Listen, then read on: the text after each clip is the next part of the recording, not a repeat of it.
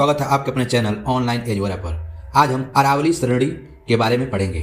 जैसा कि हम पठार के बारे में पढ़ रहे हैं, भारत के पठार, उसमें हमने छोटा नागपुर का पठार पढ़ लिया है, तो आज हम अरावली श्रेणी के बारे में पढ़ेंगे। तो अरावली श्रेणी ये भारत के इस क्षेत्र में स्थापित है। अरावली श्रेणी, तो अरावली श्रेणी इसका विस्तार उत्तर पूर्व में दिल्ली दिज से लेकर गुजरात के पालनपुर तक 800 किलोमीटर तक फैला हुआ है।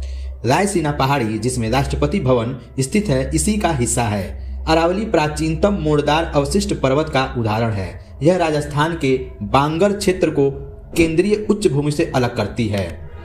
इसकी उत्पत्ति प्री कैम्ब्रियन काल में हुई थी। इसका अनुमानित आयु 570 मिलियन वर्ष मानी जाती है। यह भारत की सबसे पुरानी पर्वत श्रृंखला है। अरावली संरचना पश्चिमी भारत में मुख्य जल विभाजक का कार्य करती है, जो राजस्थान के मैदान को अपवाह क्षेत्र से अलग करती है। यानी अरावली श्रेणी में जो हमने पॉइंट्स देखे हैं, इसको हम दोबारा चेक कर लेते हैं। तो अरावली श्रेणी इसका विस्तार उत्तर पूर्व में दिल्ली दिज से लेकर गुजरात के पालनपुर तक 800 किलोमीटर तक है। रायसीना पहाड़ी जिसमें राष्ट्रपति भवन स्थित है, इसी का हिस्सा है। अरावली प्राचीनतम मोड़दार अवशिष्ट पर्वत का उदाहरण है। यह राजस्थान के बांगर क्षेत्र में केंद्रीय उच्च भूमि से अलग करती है। इसकी उत्पत्ति प्री कैम्ब्रियन काल में हुई थी। इसका अनुमानित आयु 570 मिलियन वर्ष मानी जाती है। यह भारत की सबसे पुरानी पर्वत श्रृंखला है। अरावली संरचना पश्चिम भारत में मुख्य जल विभाजक का कार्य करती है, जो राजस्थान के मैदान को अपवाह क्षेत्र से अलग करती है।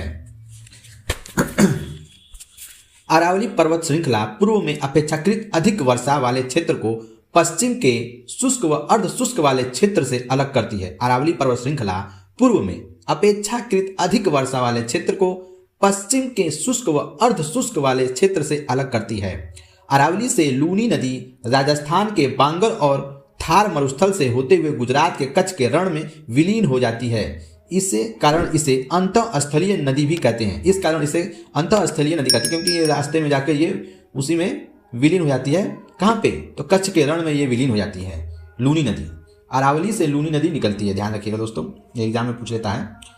लूनी नदी को साल्ट नदी यानी नमक वाली नदी कहते हैं। लूनी नदी को साल्ट नदी या नमक वाली नदी कहते हैं। जवाई और सुकरी नदी लूनी नदी की प्रमुख सहायक नदियां हैं। लूनी नदी की सहायक कौन सी नदियां हैं? तो जवाई और सुकरी नदी, ये लूनी नदी की सहायक नदियां हैं। यहाँ पर मतलब अरावली श्रेणी पर तांबा, जस्ता और सीसा, अभ्रक, चूना पत्थर आदि खनिज तत्वों के भंडारण हैं। यहाँ पर किस किस के भंडारण हैं? तो तांबा का है, जस्ता का है, सीसा, अभ्रक, चूना पत्थर आदि खनिज तत्वों के भंडारण हैं।